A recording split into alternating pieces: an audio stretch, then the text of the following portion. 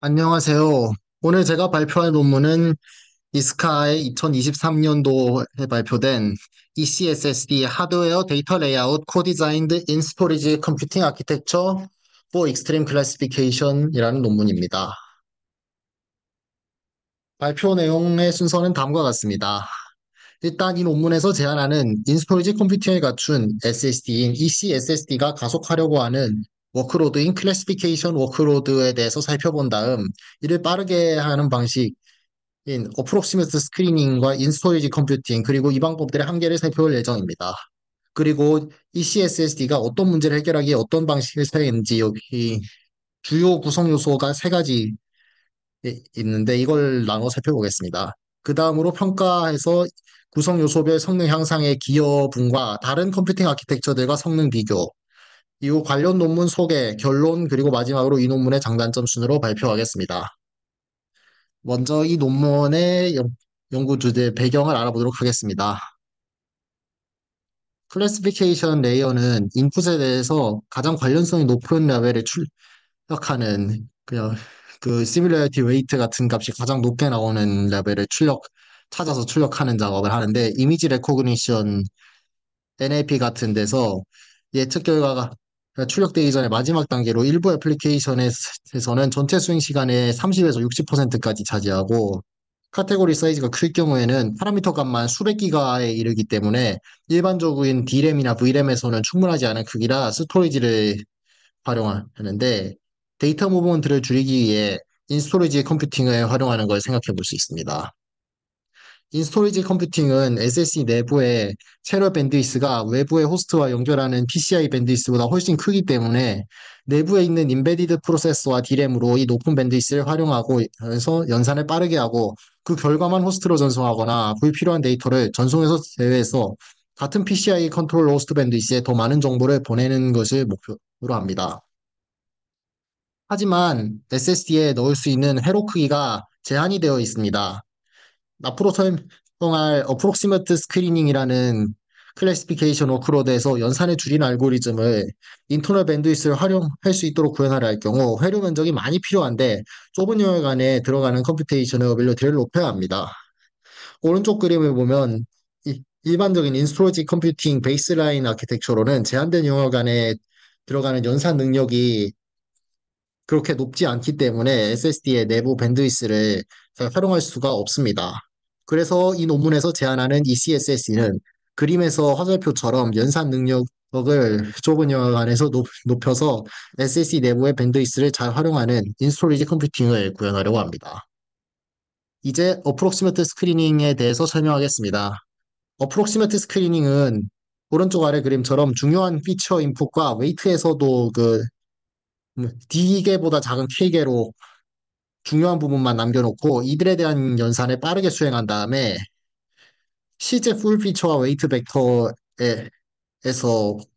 연산해서 어느 부분이 계산 결과에 큰 영향을 미치는지를 찾아서 그 부분 그러니까 답이 될 수 있을 캔디데이트 웨이트 벡터들에 대한 계산만 해서 전체 연산량을 줄입니다. 최대 10배까지 스피드업이 가능하다고 하는데 여기서 풀 프리시전은 32비트 플로팅 포인트, 로 프리시전은 4비트 웨이트로 되어 있습니다.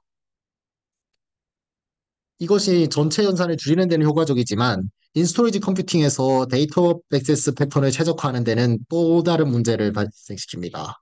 예를 들어 SSD의 모든 웨이트를 순차적으로 저장할 경우에는 일부 웨이트만 읽기 때문에 캐디레이트 벡터 웨이트가 특정 SSD 채널에 집중되어 있을 경우 내부 채널 밴드위스를 다 활용하지 못하게 되고 4비트 데이터와 32비트 데이터에서 추출이 될 경우 32비트 데이터 읽기와 4비트 데이터 읽기가 서로 간섭해서 둘 다 느리게 하고 불필요하게 32비트 중에 28비트가는 쓰지 않는데 가져오게 될 수도 있습니다. 이제 아키텍처와 디자인에 대해서 살펴보도록 하겠습니다. 음. 이 논문에서 인스토리지 컴퓨팅을 익스트림 클래시피케이션과 어프록시메트 스크리닝을 구현하기 위해서 크게 문제 세 가지를 해결해야 한다고 합니다. 이 세 가지 문제는 제한된 회로 크기와 그로 인한 연산 능력 감소, 로 프리시전과 하이 프리시전 데이터 간의 간섭, 채, 채널 액세스의 불균형으로 인한 채널 레벨 밴드위스 유틸리제이션 하락입니다. 이 세 가지 문제에 대해 각각 얼라이먼트 프리 플로팅 포인트 맥스 서킷으로 회로 크기를 줄이고 4비트와 32비트 데이터를 각각 SSD 내 D램과 플래시에 저장하는 헤테로지니어스 데이터 레이아웃으로 데이터 간섭을 제거하고 러닝 베이스드 어댑티브 인터리빙으로 채널들에 모두 균등하게 접근되어 밴드위스를 활용할 수 있도록 합니다. 전반적인 구조를 살펴보면 오른쪽 그림과 같이 일반적인 SSD에서 데이터 버퍼에 커스터마이즈드 엑셀러레이터 서킷이 연결되어 있는 방식입니다. 클래시피케이션 워크로드를 위해 설계되어 있기 때문에 입력은 4비트나 32비트 웨이터 데이터나 인풋 피처 벡터만 받습니다. 4비트 프로젝트 웨이터 데이터는 SSD 내부 D램에 저장이 됩니다. 엑셀러레이터의 구성 요소를 살펴보면 인티저 포맷, 컴패러터, 스케줄러, 그리고 얼라이먼트 프리 플로팅 포인트 32 맥이 있는데 인, 인트 포맥이 로 프리시전 여기서 맥이라고 하는 것은 멀티플라이 한 다음에 애드라는 이런 데서 많이 쓰이는 그 웨이트 벡터 같은 거 곱해서 더하는데 많이 쓰이는 회로를 말하는 거고요. 그 결과 이 로 프리시전 어프록시메트 스크리닝을 인트 포맥에서 수행하고 그 결과를 컴패러터로 보내서 캔디데이트 웨이트 벡터들을 낸드 플래시에서 가져오도록 합니다. 얼라이먼트 프리 플로팅 포인트 맥에서는 캔디데이트 대상으로 클래시피케이션 계산을 하고 그 결과를 호스트로 보냅니다. 이제 ECSSD의 세 가지 주요 구성 요소 가운데 첫 번째, 얼라이먼트 프리 플로팅 포인트 맥 서킷에 대해 살펴보겠습니다. 이런 곳에서 쓰이는 웨이트나 인풋 피처 값은 보통 부동소수점 숫자로 표현되는데 부동소수점 숫자는 그림처럼 사인 비트 그리고 엑스포넨트 비트, 지수부와 멘티사 비트, 정수부로 이루어지는데 일반적인 경우 지- 정수부 곱하기 2의 지수부 제곱 이런 식의 값을 나타냅니다. 따라서 이들 숫자에 대해 연산을 하는데 엑스포넨트와 멘티사의 별도 처리가 필요합니다. 특히 덧셈의 경우 더더욱 그래서 플로팅 포인트 맥의 초기 구상에서 이걸 직접 나이브하게 구현한 결과 회로 면적의 37.7%가 이런 얼라이먼트 릴레이티드 컴포넌트에 할당이 되었다고 합니다. 그래서 새로운 숫자 표현 방식으로 웨이트 값이 저장되는데 CFP32 데이터 포맷이라는 걸 여기서 만들었습니다. 이것은 웨이트 벡터가 있으면 그 가운데 가장 큰 엑스포넨트 값을 찾은 뒤에 그보다 작은 값들은 라이트 시프트를 해서 모든 값의 엑스포넨트를 같게 만듭니다. 이렇게 하면 결과적으로 31비트 언사인드 인트와 사인드 인트 같은 형태를 띠게 되고 웨이트 값들에 대해 엑스포넨트는 이 벡터 안에 있는 모든 값에 공통적으로 적용되는 맥스 엑스포넨트 하나만 필요하게 되고 정수 현상과 비슷하게 되기 때문에 회로 면적이 줄어든다고 합니다.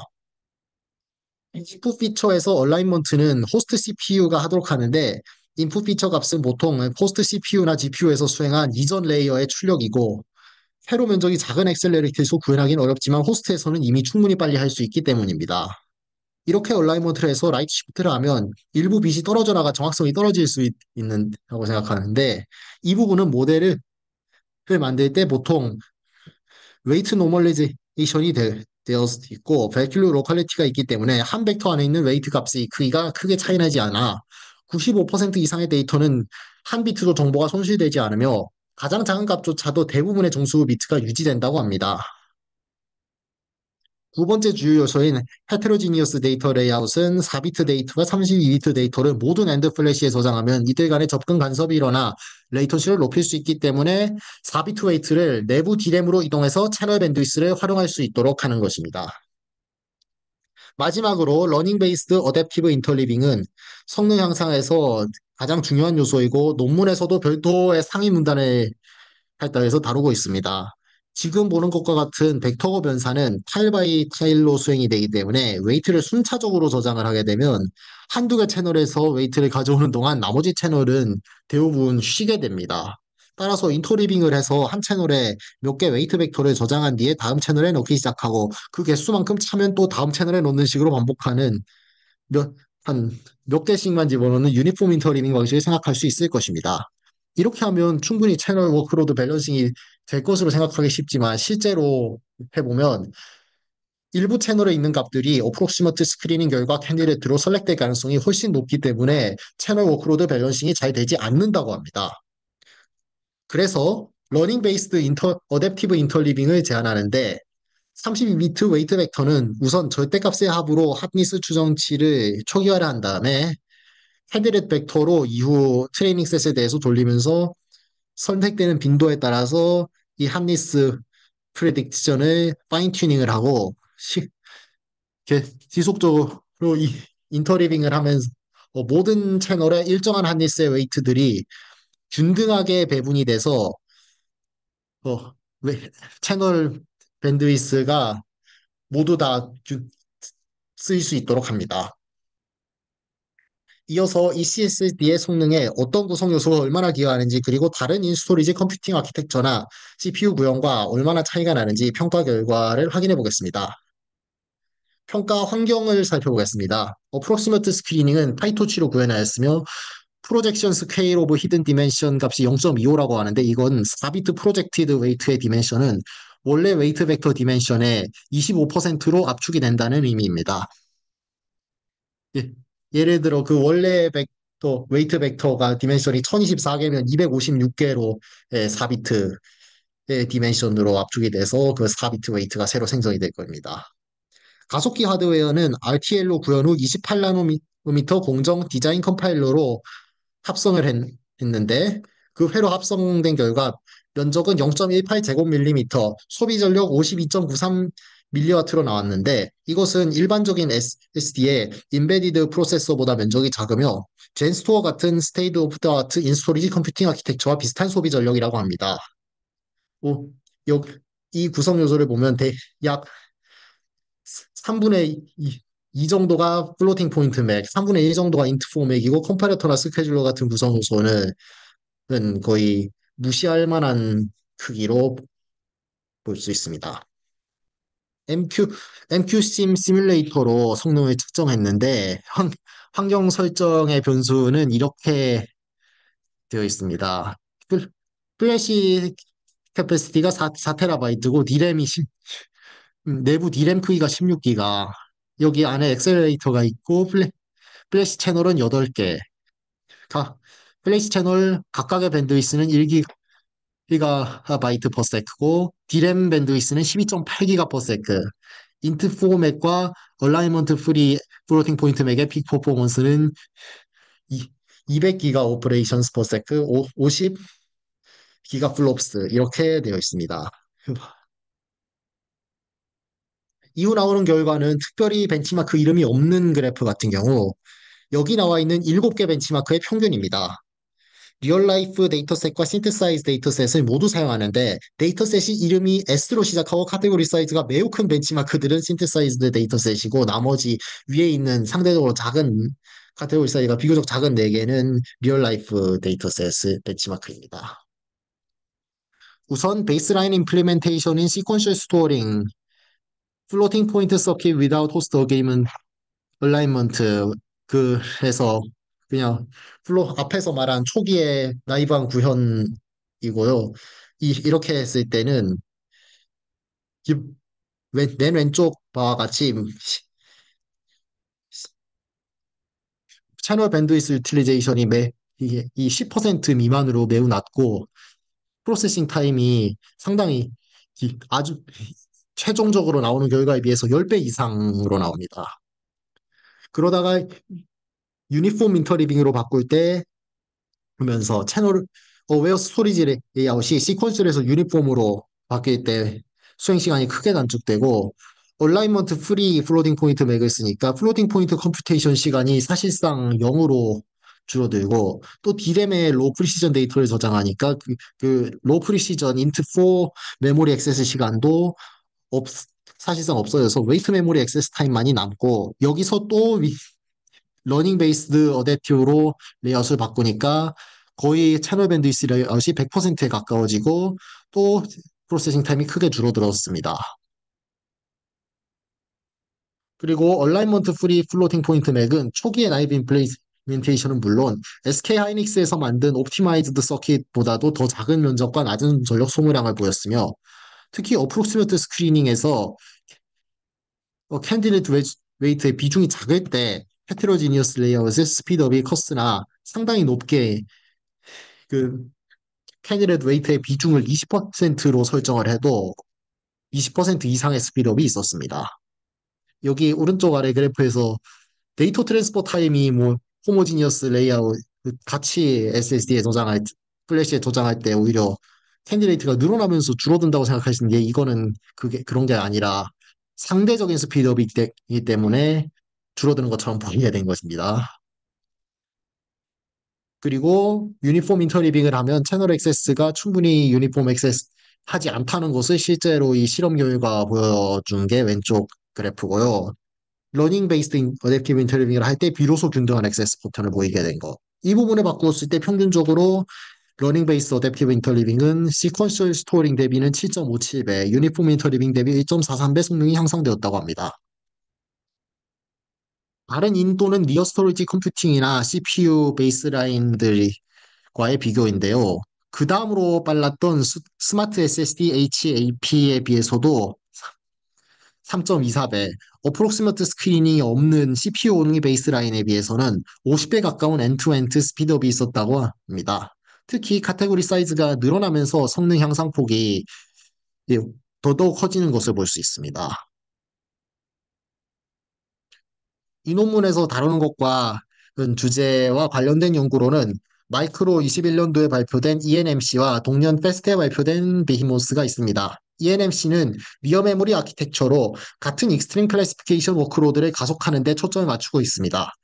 ENMC 액셀러레이터는 각 D램 랭크에 배치되어 랭크 레벨 밴드위스를 활용하는데 픽 퍼포먼스는 훨씬 높지만 회로 면적 전력 소모량이 더 클 뿐만 아니라 D램 베이스이기 때문에 스케일 아웃이 여러 개의 SSD를 병렬로 돌릴 수 있는 ECSD 그리고 D램 안에 어록시무트 웨이트만 들어가면 되는 데 비해서 훨씬 어렵다는 단점이 있습니다. 데모스의 경우 플래시 메모리 기반 NLP 트레이닝 액셀러레이터인데 예를 들어 펌웨어를 많은 오퍼레이션에 대해 하드웨어 컨트롤러로 대체하는 등 SSD 구조를 크게 변경하며 일반적인 SSD보다 플래시 채널을 더 많이 이 논문에 제시된 것 같은 경우 채널 64개나 쓰고 내부에 있는 컴퓨테이셔널 유닛의 하드웨어 코스트도 비싸기 때문에 여기 나온 두 개의 엑셀레이터들은 충분히 큰 비용을 감당할 수 있으며 요구사항이 매우 높은 환경에서 더 적합하다고 설명합니다.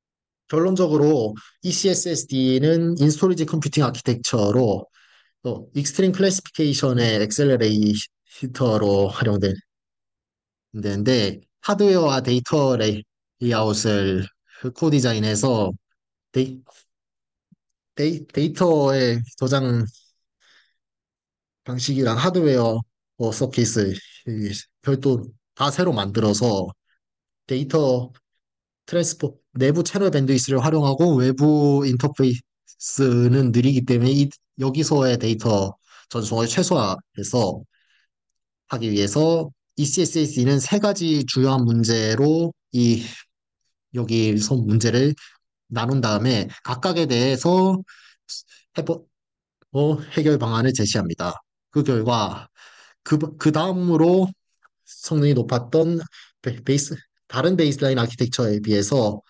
3배가량 성능을 향상시킬 수 있었습니다. 이상으로 발표를 마치겠습니다. 들어주셔서 감사합니다.